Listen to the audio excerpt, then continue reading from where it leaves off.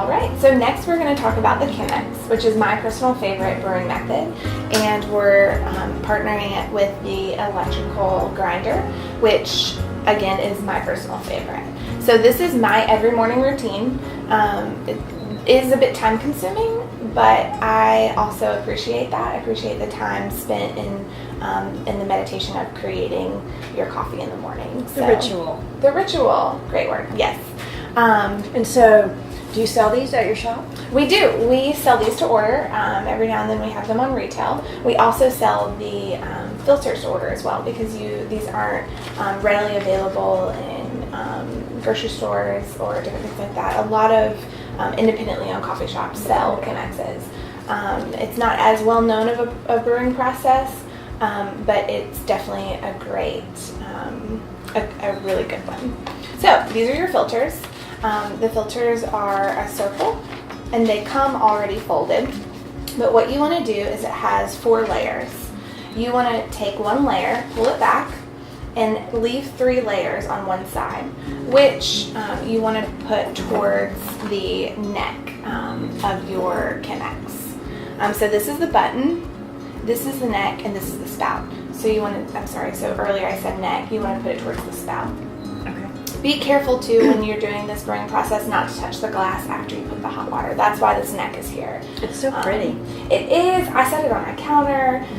It's really, really fun to do at dinner parties. People are always, wow, you know, it's, because it's not as popular, it's really interesting. So what we want to do, like the pour over, is wet the filter. This, once again, is removing any loose fibers from the filter, and it's also heating up the glass in the Chemex. One thing that I don't love about the Chemex is the fact that the coffee will cool fairly quickly. So this is a really important step, the fact that you heat the glass up, because if it's sitting, it's at room temperature, it's a bit cooler. If you do heat it up, it allows the coffee to stay warmer longer after you brew it. Okay. And then we're going to dump this out, the excess water. Okay. And then we will move on to our grinder.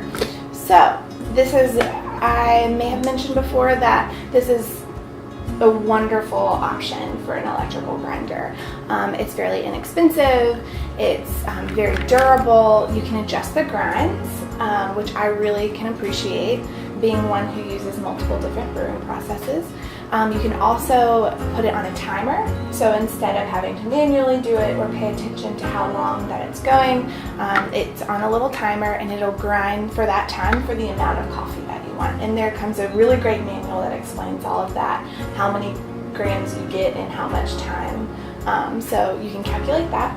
I have it preset for the Chemex, and if you look closely, you can see it has a French press here, something like a Chemex there, and then an espresso. So you can grind espresso on this too, which is really rare for an at-home electrical grinder.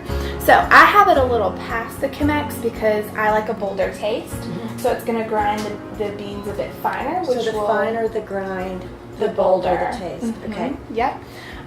So I have personally set it to that amount. So you just take off the lid. The beans. And I use coffee so frequently at home. In the shop, we are very intentional about not grinding beans or letting them out of their packages before they're used, usually within 24 hours after or less after grinding the beans. We serve them in a drip brew. If we do any of these, we grind them right before we serve it. And also, we keep our bags sealed the entire duration of having the coffee. If you do store coffee at home, I would say get a sealed container to keep it in. It'll just keep it fresher longer. I do pre-pour to fill this up because I drink coffee so frequently that it's okay that they sit in here. But just be intentional about preserving your beans. So how do you feel about putting coffee beans in the freezer? I knew that was coming. It absolutely has no effect on preserving it at all. Which is, once again, it's all opinion based. For, it depends on what, coffee researchers that you pay attention to and what they say. But what I have found, in taste-wise, is that it has absolutely no So it still gets, it changes the bean as it sits in the freezer, just like it would Right. if it were in your cabinet. Right. Okay. Yeah. So I like to fill it up. We drink coffee every morning. Once I fill it up, it'll take just a couple of days to get rid of the amount of coffee that's in there. So feel free to do that. Put the top on, and then I already have it preset. So you just push. All right. So you just remove that, and then I just like to dump it. So we penetrate the center, allow it to move around. You can kind of see some bubbles coming up. Oh, I do. Yep. I like to avoid where the bubbles are pouring out. You definitely want to keep a consistent movement. And that is where the acid is being released. And too, just different airs and around the grounds. Okay, so fill it up. And I like to rest a little bit. Some people would continue pouring. And just let it settle and then pour more. Yep, so I don't let all of the water go before I start again, but I like to kind of begin to see the collection of grinds on the around. And what would be the difference in pouring it all at once and letting it sit? That's debatable. Some people, it says it creates a more well-balanced cup of coffee. The grounds don't cool when you're consistently pouring, so it's a more consistent taste. It just all depends on who you talk to.